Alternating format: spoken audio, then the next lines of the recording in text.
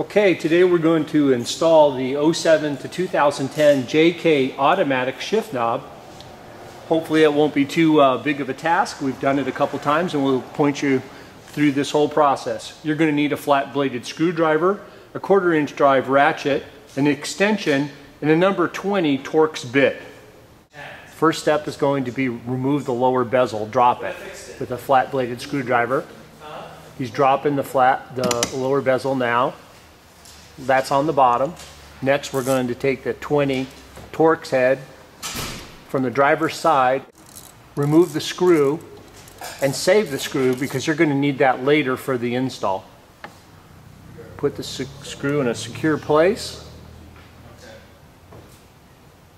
Don't forget that you have to remove that lower retainer. You're not going to be using that.